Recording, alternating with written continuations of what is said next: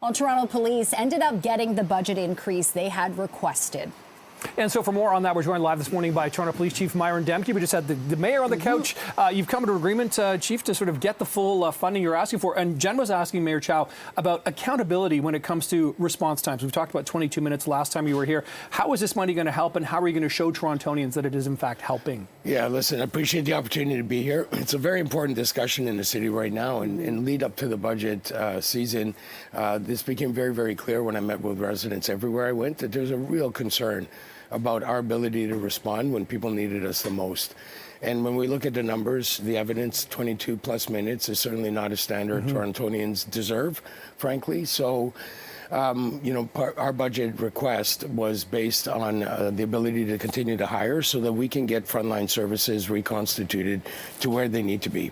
Over the last number of years, we've been unable to sustain our hiring. We've had a number of hiring freezes over the last few years, and we've really lost capacity. We're down a number of officers, hundreds of officers, frankly, over time, while call service demand kept going up.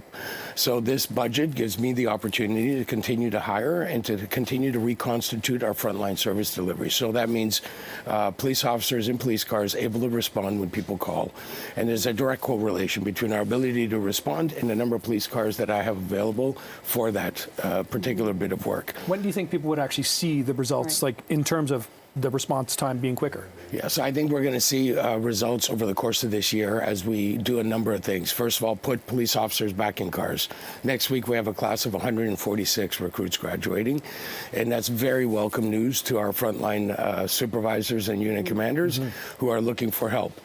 They are the ones feeling the strain as much as our residents, because they come to people's homes, sometimes hours, sometimes days after events, and they're hearing from residents their concerns firsthand, so they're looking forward to the help these recruits will bring. They are certainly new recruits, so there'll be a practical time of gaining experience, and et cetera.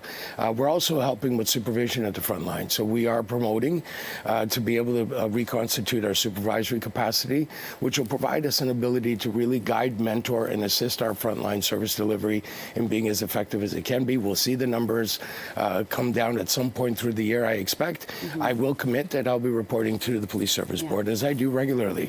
I do monthly updates in my board address every single month, and I'll be looking for opportunities to bring the public up to speed on where we are on that very important metric. There are other metrics, but that is one that certainly people have talked a lot about. Yeah, community safety is a big priority for so many people in this city.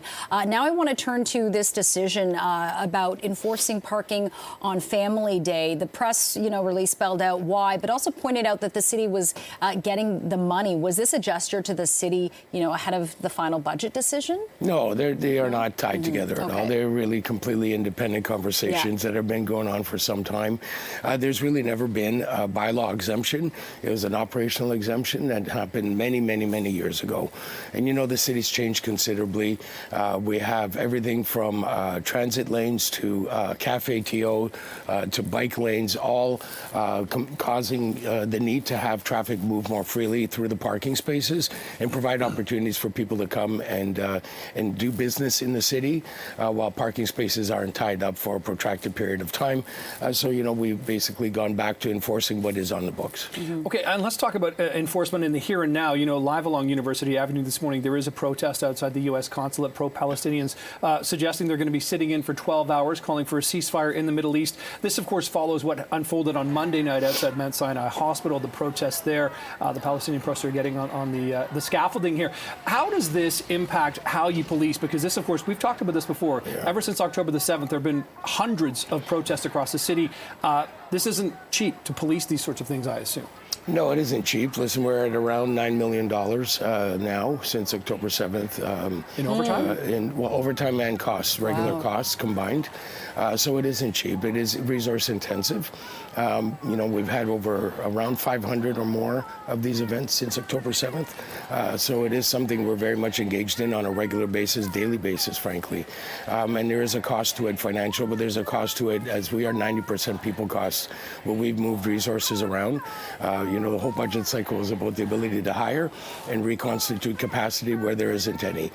So we've had to move people from other positions and other jobs and other functions to help us police these events and keep them safe. Okay, and Chief, you know, I think it was a few weeks ago or a few days ago where they had that big summit with the federal government and various levels of police organizations to help tackle auto theft. What do you make of the situation in Toronto? I know the first line of defense rests with the owners of vehicles, but how do you see this unfolding after that summit took place? What came out of it, really? Well, I think, first of all, we got to thank Minister LeBlanc and the federal government for convening the summit and bringing people together from across the sector. There were police leaders there for sure. I was there, but you had the insurance industry there. You had manufacturers there. You had the government there of all levels, policy decision makers. So it was a wonderful opportunity to bring, you know, a multi-sectoral response to what is an issue, certainly in Ontario and Quebec, but will grow across the country. And in Toronto particularly, we of course know there was over 12,000 vehicles stolen last year. So this does take a whole system response. So we're looking forward to the outcomes of those ongoing discussions, but I think it really gave energy to the need for a whole system response. I can give tips. Residents can take those tips and put them into action. We can arrest offenders, but we really need a whole system response from manufacturers to insurance to government all coming together, and that's precisely what happened. And I think we'll see some good work coming out of that. Absolutely. Okay. Chief Demke, thanks for the time this morning. Do appreciate this, and good to see you. I hope to see you back here soon. You bet. Thank you so very much.